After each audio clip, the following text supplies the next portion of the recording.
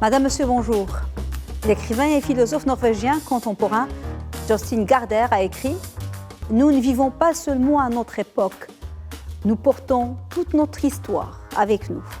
Aujourd'hui, nous allons passer 26 minutes avec un des plus éminents historiens de notre pays, grand spécialiste, entre autres, des relations judéo-musulmanes au Maroc et de notre histoire contemporaine de façon générale. Il est aussi, depuis juin dernier, le directeur et le gardien du temple de l'Institut royal pour la recherche sur l'histoire du Maroc.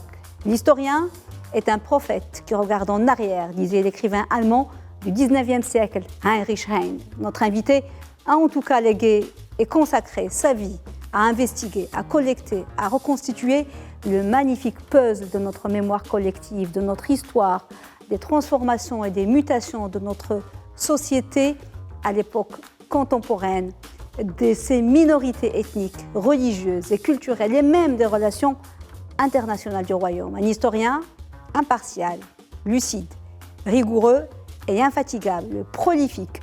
En témoignent ses nombreux livres et publications. Nous citerons entre autres Protection, Protectorat et Nationalisme, 1904-1938, publié en 1978, puis Structure traditionnelle et protection étrangère au Maroc au XIXe siècle. Ensuite, Les Juifs de Tétouan, contre la chronique et l'histoire, publié en 1986, et bien sûr son incontournable thèse référence, Juifs et musulmans au Maroc, 1859-1948. Et nous ferons un saut dans le temps, parce que la liste est longue pour arriver à son livre de recherche titanesque, publié en 2016, intitulé Juifs et musulmans au Maroc, des origines à nos jours. Aujourd'hui, nous allons passer 26 minutes avec Mohamed Kenbib, directeur de l'Institut royal pour la recherche sur l'histoire du Maroc, docteur d'État de l'Université Paris 1 Sorbonne, professeur émérite de l'Université Mohamed V de Rabat. Il a aussi enseigné, entre autres, à l'Université Paris 1, Panthéon-Sorbonne, et dans plusieurs universités américaines et britanniques, dont celle d'Oxford. Mohamed Kenbib, bonjour et merci beaucoup d'avoir accepté notre invitation. C'est moi qui vous remercie de m'avoir invité. Merci, Monsieur Kenbib. Alors, Mohamed Kenbib, quelles étaient les prémices et la naissance de votre vocation d'historien, de votre passion d'historien? Ça a commencé peut-être avec les légendes et les histoires que me racontait ma grand-mère. Puis, ce que je voyais avec d'autres enfants quand on s'agglutinait autour de conteurs dans les souks, qui parlaient des exploits, par exemple, de la période anti-islamique, les exploits, entre autres, de Antar ibn Shaddad, qui décimait d'un coup de sabre 10 personnes et 10 autres personnes à gauche. Donc, c'est un long processus de maturation qui a précédé donc si on peut appeler ça comme ça, cette vocation. Oui. Et il y a aussi un élément qui me semble important, c'est dès l'école primaire, j'ai eu la chance de lire un certain nombre de revues d'histoire, et notamment une revue prestigieuse qui s'appelle Historia. J'ai lu également, je lisais plus exactement, Sélection, Constellation et d'autres publications de ce type. Et donc, c'est comme ça que j'en suis venu à l'histoire. Absolument. Vous avez fréquenté un lycée, pas n'importe lequel, et vous avez eu des professeurs dont vous vous rappelez aujourd'hui et qui étaient excellents. C'est un lycée de renom. Des élites y ont été formées. C'est le lycée Moulay Idriss? Lycée Moulay Idriss, oui.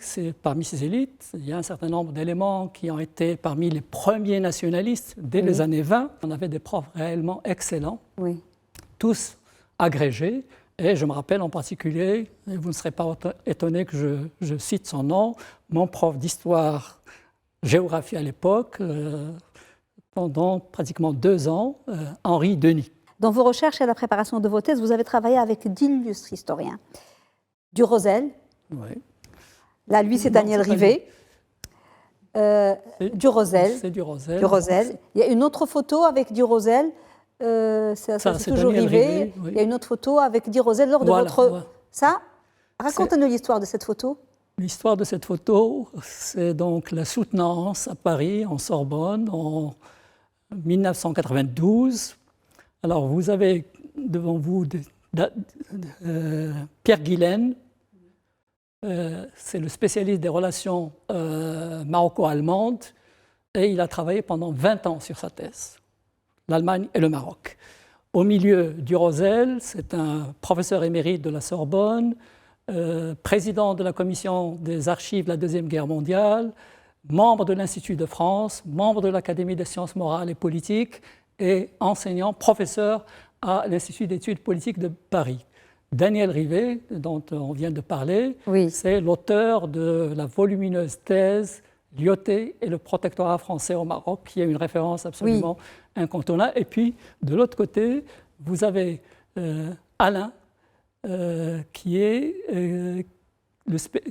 a travaillé sur la crise d'Agadir de 1911 et qui a failli aboutir à une deuxième guerre mondiale compte tenu des ambitions allemandes et du conflit, de la rivalité franco-allemande donc à l'époque. En plus de ces noms illustres, vous avez aussi travaillé avec d'autres historiens comme René Galissot, comme Germain Hayache, que vous ont apporté tous ces grands noms que vous avez côtoyés?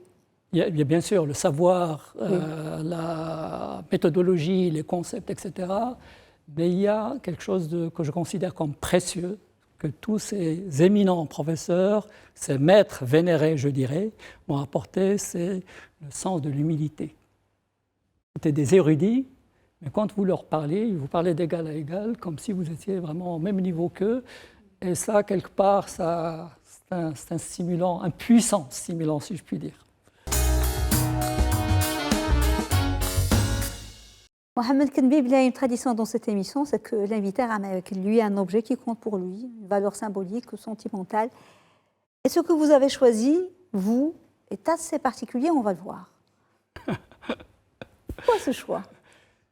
Le choix, donc, c'est pratiquement 20 ans de ma vie de recherche. Ça pèse, si je puis dire. Et le sujet en tant que tel, je crois que il est superflu d'insister sur sa signification et son importance, surtout dans une phase, à la fois la phase de pénétration coloniale, donc 1859 jusqu'à 1912, et puis de 1912 jusqu'à 1948, la phase du protectorat, et 48, là aussi, inutile d'insister sur la signification de 48 pour le monde arabe de manière générale et le Moyen-Orient. Et la photo que vous voyez, c'est donc Sidi Mohammed Ben Youssef, le sultan Sidi Mohammed Ben Youssef, futur roi Mohammed V, entouré de notabilités juives. Et c'est une photo qui a de la signification sur le plan historique.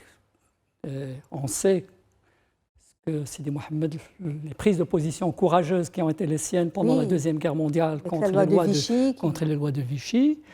Et ce qui me touche aussi dans cette photo, personnellement, si je puis passer au subjectif, c'est que la photo a été choisie par feu Sa Majesté Hassan II. Plus de vos recherches, de votre métier d'enseignant, vous avez eu de nombreuses missions aux États-Unis. Quelles étaient les principales missions que vous avez eues, M. Kenbib? D'abord, il y a eu en 1986, j'ai participé à un colloque en Virginie, à l'université Old Dominion, à l'occasion de la commémoration du bicentenaire des relations entre le Maroc et les États-Unis, sous le haut patronage de feu Sa Majesté Hassan II et du président Ronald Reagan. Le deuxième séjour, dans le cadre d'une mission, c'est une tournée de conférences aux États-Unis sur les hautes instructions de Sa Majesté feu Hassan II aussi, qui voulait que les Américains s'imprègnent encore davantage du Maroc. Et donc, ça a été une tournée de 10 jours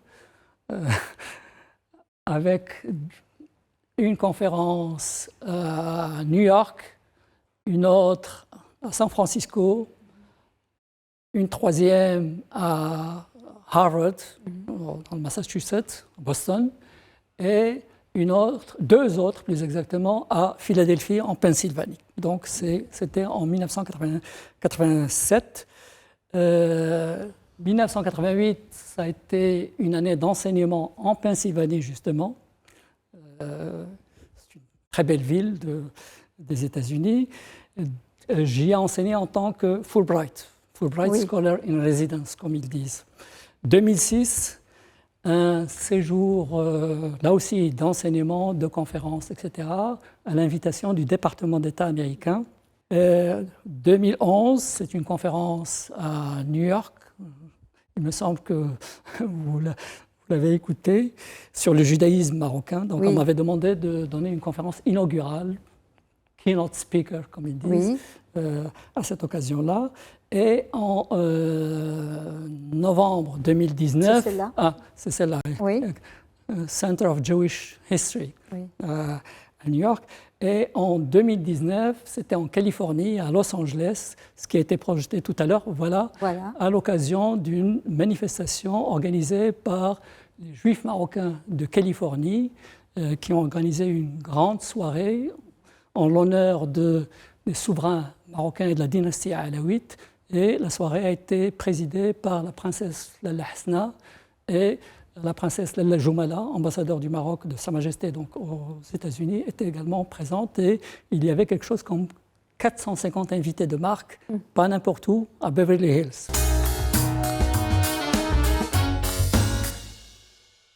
On vous a demandé de choisir 3 photos qui comptent pour vous. Et on va voir les photos que vous avez choisies. On va voir la première. On va découvrir la première photo que vous avez choisie. C'est où?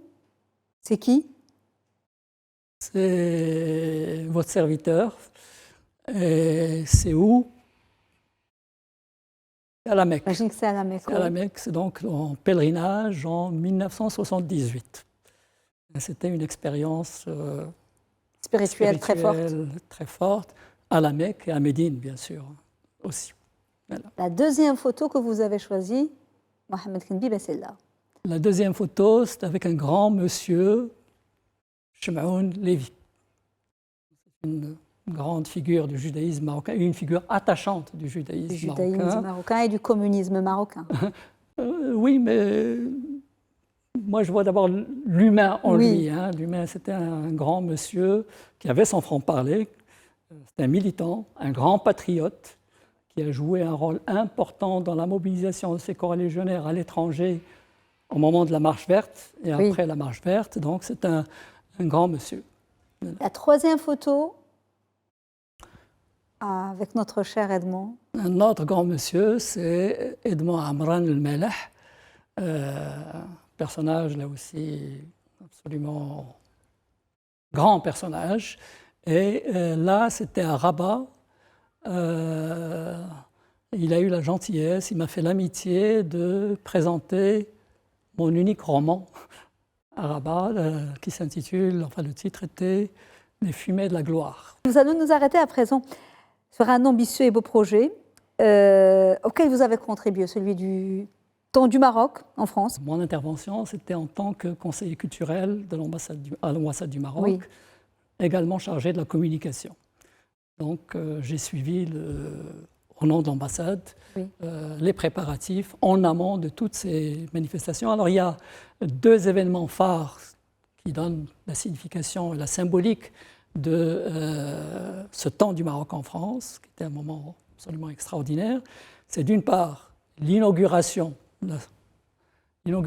de ce temps du Maroc par une soirée de gala, pas n'importe où, au château de Versailles, et dans la galerie des batailles, non loin de la galerie des glaces. Vous imaginez toute la symbolique de cette soirée artistique, en présence, bien sûr, du prince héritier de l'époque, Sidi Mohamed, notre roi Mohamed VI, représentant feu Sa Majesté Hassan II, et de Son Altesse royale, la princesse Lalla Mariam. Donc une grande soirée. Le deuxième moment, on clôture cette fois-ci, ça c'est l'inauguration. La clôture, c'est en partie le défilé de la garde royale sur les Champs-Élysées en juillet 1999, en présence de feu le roi Hassan II, à l'invitation du président Jacques Chirac. Et bien sûr, entre les deux, il y a eu toute une série de manifestations à Paris même et en province. Et notamment à Paris, il y a eu un événement absolument extraordinaire. C'est une fantasia dans les jardins des Tuileries. La judaïté, les Marocains de confession juive, la culture hébraïque. Pourquoi vous avez décidé de vous focaliser sur ce sujet? On voit là quelques photos magnifiques. Ah oui, magnifiques, oui. Ces juifs les costumes et les bijoux. Marocains, oui, de confession juive étaient 300 000 avant 47, 48. 48. Ils sont aujourd'hui quelques... Le coup de grâce a été 1967. Absolument.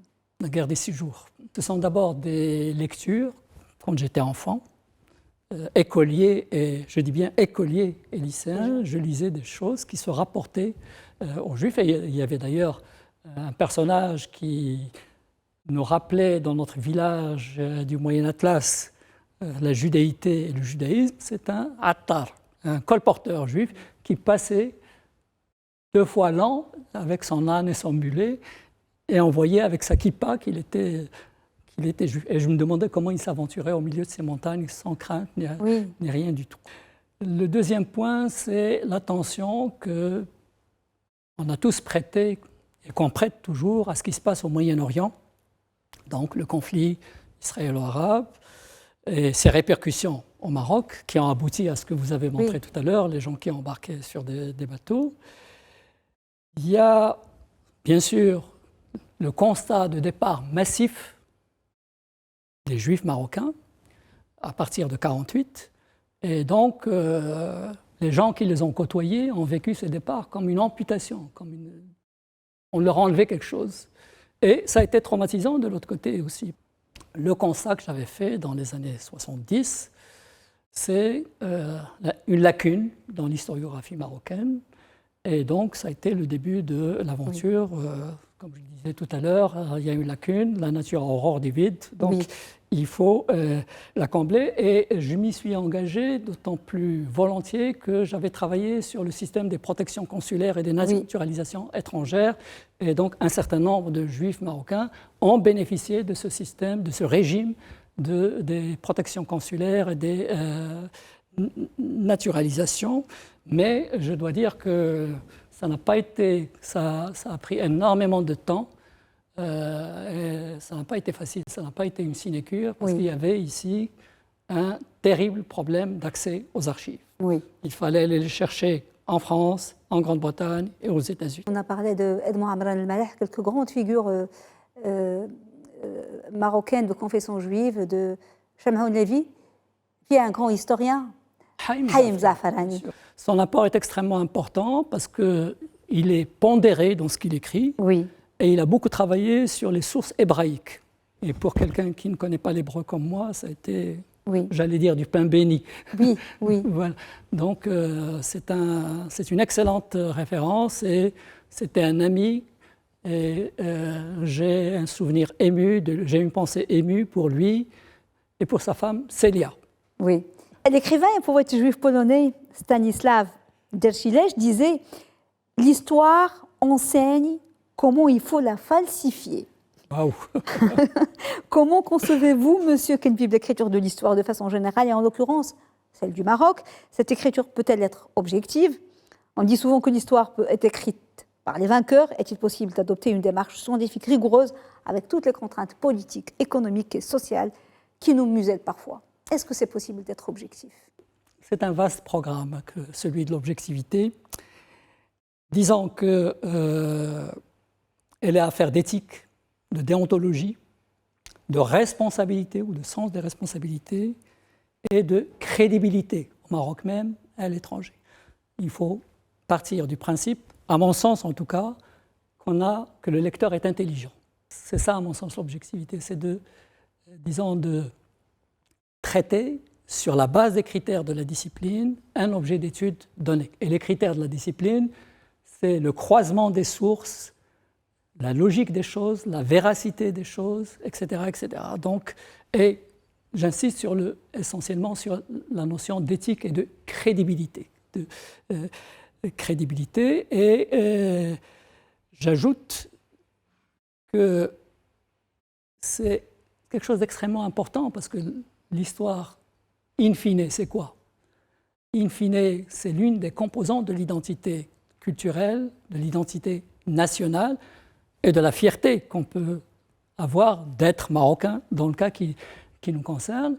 C'est également une composante de la culture, l'histoire est l'une des principales composantes de la culture et ça nous interpelle d'autant plus au présent, aujourd'hui, au jour le jour, qu'il y a ce nouveau modèle de développement et la culture est l'un des leviers du développement. Vous avez été, pour couronner votre long parcours, et j'imagine qu'il y aura d'autres couronnements, nommé par Sa Majesté le Roi le 28 juin dernier à la tête de l'Institut royal pour la recherche sur l'histoire du Maroc. C'est un grand honneur, j'imagine. Comment envisagez-vous votre mission et quelles sont vos priorités pour assumer la diffusion de la connaissance de l'histoire du Maroc parmi tous les citoyens, à commencer par les jeunes, mais aussi parmi les ressortissants marocains à l'étranger qui sont près de 6 millions? D'accord. Vos priorités. La haute attention, je commencerai par cela si vous voulez bien, la haute attention que notre auguste souverain attache à l'histoire est un insigne honneur pour tous les historiens marocains. Il s'agit au premier chef de l'impulsion de la recherche scientifique portant sur l'histoire de notre pays, de la promotion de l'histoire au sens de la faire connaître et fondamentalement, au premier chef, en direction des jeunes et des enfants. Et il y a aussi, entre autres, le fait de voir d'un peu plus près comment l'histoire est enseignée dans les écoles et les lycées. Très important. Voilà. Les 13 et 14 octobre 2012, une rencontre organisée à l'initiative du président du CNDH de l'époque, Driss Liazemi, dans le cadre de la mise en œuvre des recommandations de l'instance équité et réconciliation portant sur l'histoire, s'est tenue à Casablanca. C'était ce colloque un véritable plaidoyer pour la création d'une maison de l'histoire du Maroc. Parlez-nous de ce projet. Où en est-il? Le projet actuellement est piloté par la Fondation de l'Académie du Royaume. Et le président, c'est le professeur Abdeljalil Hajamri, qui est secrétaire perpétuel de l'Académie. Et on en est au stade de l'étude de faisabilité avec la contribution déterminante de l'Académie, bien sûr, mais aussi de M. Driss Liazemi, qui a une longue expérience en la matière, puisqu'il a été partie prenante dans la création de la Cité de l'immigration à Paris. L'histoire nous intéresse tous, et donc cette maison nous intéresse tous. Et d'ailleurs, cet ouvrage, qui est l'objet d'une deuxième édition, qui est parue il y a moins d'un mois, le fait qu'il y ait une deuxième édition montre qu'il y a une demande et qu'on veut répondre à cette... l'Académie veut répondre à cette demande sociale en matière d'histoire. Et donc, on en est, donc, comme je l'ai dit, à l'étude de faisabilité. Ça va commencer dans les prochains jours avec des auditions. Des auditions de échantillons représentatifs de la société marocaine. On commencera bien sûr par les professionnels, les historiens de métier, et on fera des déplacements dans les universités pour rencontrer les étudiants, les enseignants, recueillir leur avis, et puis d'autres catégories sociales ou socio-professionnelles. Les médias, vous êtes concernés au premier chef. D'ailleurs, il y aura un séminaire restreint sur histoire et médias. On a beaucoup de choses à se dire, comme vous l'imaginez, et tous les départements et institutions concernés par la culture de manière générale et l'histoire en particulier seront associés à cette étude de faisabilité. Nous attendons la concrétisation de ce projet avec impatience et nous allons clore notre entretien avec la rubrique chef-d'œuvre.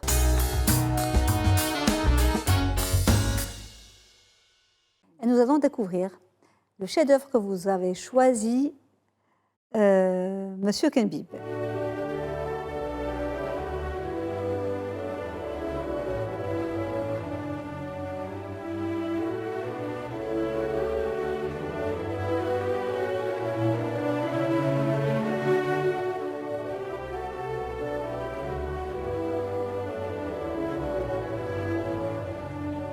C'est la 9e symphonie de Beethoven, hymne à la joie. Oui, exact. Pourquoi ce choix?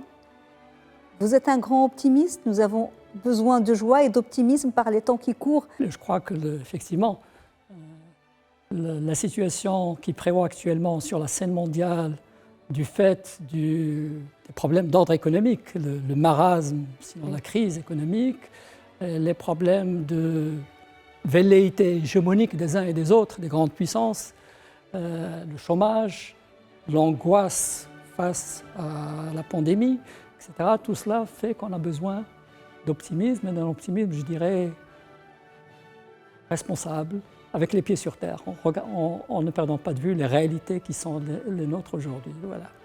Nous allons clore cette émission avec ce beau message, avec cette belle symphonie. Je vous remercie beaucoup, Mohamed Kenbib, pour cette plongée dans l'histoire du Maroc. C'est moi qui vous remercie, madame. Dans votre parcours, vos projets, ceux de l'Institut royal pour la recherche de l'histoire du Maroc. Merci beaucoup. Merci à vous et votre intérêt pour l'histoire. Merci à vous. Madame, monsieur, merci de nous avoir suivis. Excellente suite des programmes sur Média TV. Et à la semaine prochaine.